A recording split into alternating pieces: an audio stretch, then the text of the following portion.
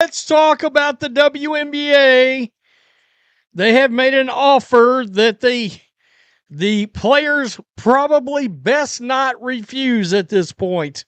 It is a sizable offer. It is a step up from what was already a very lucrative offer that was, roughly almost 4 times what they're getting paid right now. Something right around, it was around $1 million a year on a supermax. Some came out and said it was $850,000. The WNBA is stepping up their game now. The WNBA has officially rolled out a shocking new collective bargaining agreement proposal, and it's unlike anything the league has ever seen before, with player salaries set to explode and maximum contracts officially breaking past the $1 million mark for the first time in history, meaning superstars like Caitlin Clark could soon be earning over 7 figures per year. But there's a major catch that's already sparking intense controversy among players, because while this deal could completely transform the financial future of women's basketball, many are now questioning whether they should celebrate this historic raise or hold out for even stronger revenue-sharing terms, as the league has just made a bold, unexpected move that doesn't represent a small salary bump, but a full-scale financial revolution, with million-dollar WNBA contracts now becoming a reality for the very first time. Now officially over $1 million. Now, part of this is, and this is going to be interesting because $1 million or over $1 million sound a lot better 6 weeks ago before the emergence of Project B and actual WNBA players signing with Project B for what has already been, it's already been revealed, a minimum of $2 million. And I can tell you right now, Gumake, Alyssa Thomas, and Jonquel Jones got more than $2 million. Before anyone rushes to celebrate, there's a lot more beneath the surface, because the previous collective bargaining agreement was originally set to expire on October 31st, 2025, and both the WNBA and the Players Union agreed to a 30-day extension through November 30th to buy time for deeper negotiations, time that the league reportedly used to shape what it believed would be an acceptable and game-changing offer, starting with the 2026 season and delivering massive salary growth across the board, including a new minimum of $220,000 for players with 0 to 2 years of experience, a dramatic jump from past standards, and more than $460,000 for those with 3 or more years, which is over 4 times the previous minimum, proving this isn't a minor tweak, but a transformation for everyday players, not just superstars. While the proposed maximum salary would surge past $1.1 million per player with the revolutionary twist that multiple players on the same roster could earn that top figure, a structure rarely seen in pro sports, allowing true championship teams to be built with several fully compensated stars, all while salaries would continue rising across the life of the agreement instead of stalling, delivering steady annual growth tied to inflation and league expansion. And the impact on Caitlin Clark would be enormous, as she would qualify for that million-plus tier, a level of pay that would have seemed unthinkable for women's basketball just a few years ago, underscoring not only how dramatically the financial landscape has shifted, but how powerfully her presence has helped push the league into a new era. Exciting news just recently about the new offer from the WNBA to the players with a max salary of $1.1 million that goes up each year of the contract, plus a higher league minimum at $220,000. So all really, really good news. Things are trending up in that way. Now, we still have one major problem, at least one major problem. And in all actuality, this is what is stopping the deal from getting done. Right here, it's in black and white. You can see it. This is what is stopping the deal from getting done. But this is where the situation truly becomes complicated, because the WNBPA has made it clear that their priorities go far beyond just higher pay, as they are pushing for charter flights, so players no longer have to rely on commercial travel, along with improved benefits, changes to roster sizes, and a revised prioritization rule that would give players greater control over their schedules and personal time, all of which are critical quality of life issues that speak to long-term respect, health, and balance, proving that this battle isn't just about money anymore.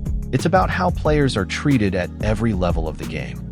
We know all of that stuff. This is where we got to get to. The November 19th update. Okay?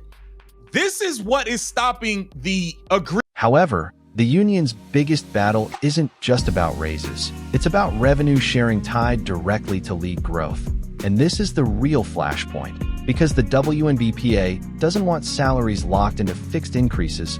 They want player pay to rise in proportion to how much money the league actually makes, which is a powerful and logical demand since the athletes are the ones generating that revenue. Yet under the current agreement with the WNBA, salaries only climb by a flat 3% each year.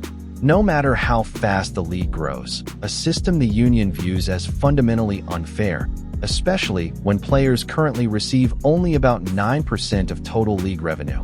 A shocking contrast to the NBA, where players earn between 49% and 51% of basketball-related income. And the union argues that women's players deserve a similar share. But reports indicate the WNBA's new proposal continues to rely on that same fixed-rate model, leaving this massive gap in place and keeping the core dispute very much alive.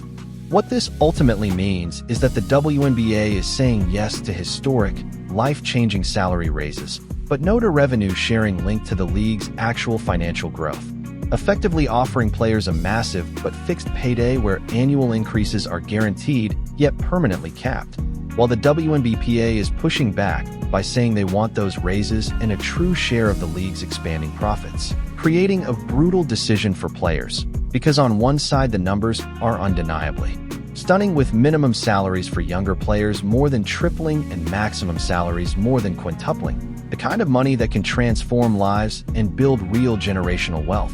But on the other side, turning down the deal in pursuit of revenue sharing carries serious risk if negotiations stall or the league digs in its heels, especially with so much at stake. Because without a new CBA in place, the league is essentially frozen, unable to move forward with an expansion draft or even properly handle free agency, making these negotiations not just historic, but high pressure and potentially league-altering.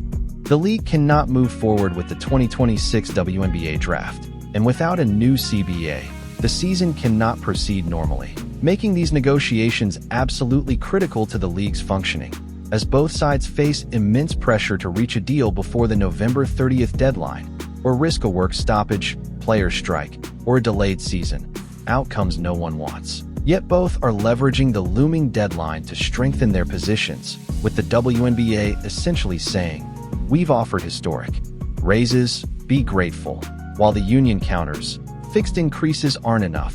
We deserve a true share of league growth," and adding urgency to the moment. High-profile moves like Alyssa Thomas and Nneka Wicks signing with Project B, a Saudi-backed women's league offering competitive salaries and lucrative off-season opportunities, demonstrate that top players now have real alternatives, giving the union additional leverage in these high-stakes talks.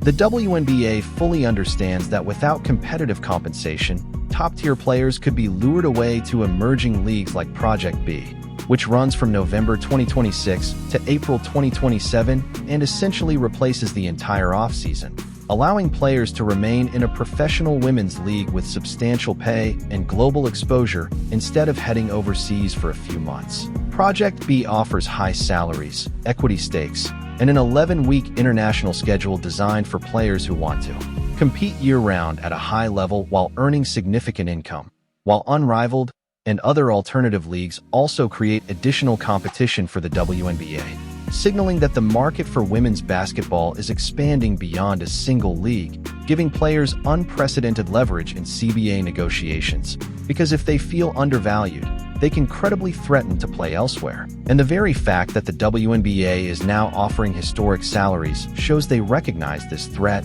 and are responding to protect their star players, maintain loyalty, and make sound business decisions in the face of growing alternatives.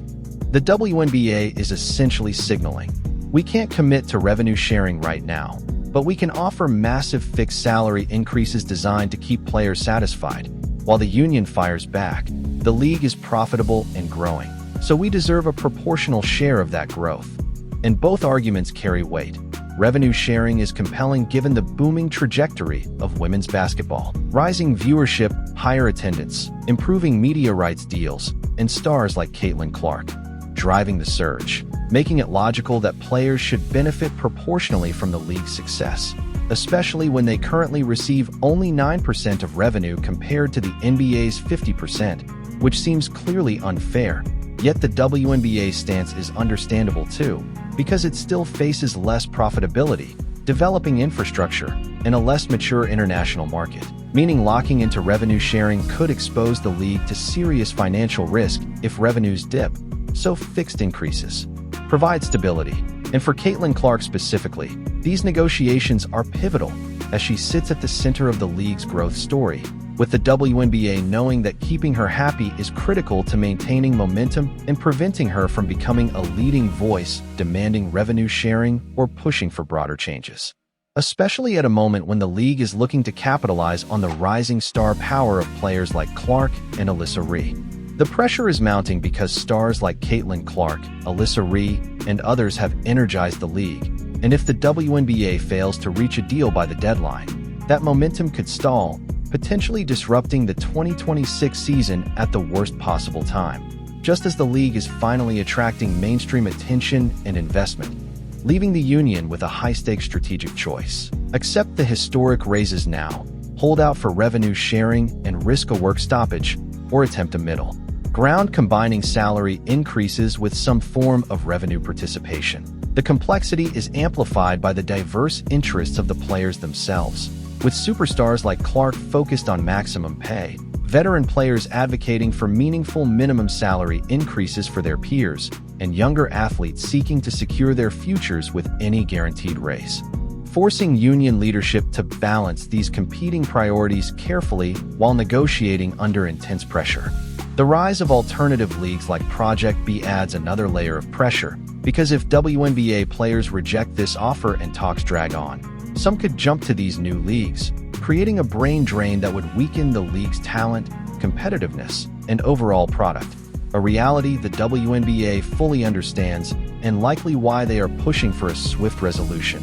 Ultimately, this negotiation marks a watershed moment for women's basketball, with compensation offers that would have seemed impossible just 5 years ago representing real progress. Yet the key question remains whether players see this as enough or if they want to push for deeper, more fundamental changes to how they are compensated, as both sides wield legitimate arguments and strategic leverage. And the outcome of these talks will likely shape the future of professional women's basketball for years, highlighting just how far the league has come. Just a decade ago, the WNBA wasn't even having these conversations. Revenue sharing wasn't on the table, charter flights weren't demanded, and salaries were nowhere near $1 million, as the league was primarily focused on survival. Today, the discussion has shifted to fairly distributing the wealth generated by a rapidly growing business, a clear sign of real progress for women's basketball. And while the WNBA's latest offer is historic, delivering massive salary increases, revenue sharing remains off the table, leaving Caitlin Clark and other players with a critical decision: accept this groundbreaking raise or push for more fundamental compensation changes. And the choice raises an important debate for fans. What matters more, record-breaking salaries or guaranteed revenue sharing?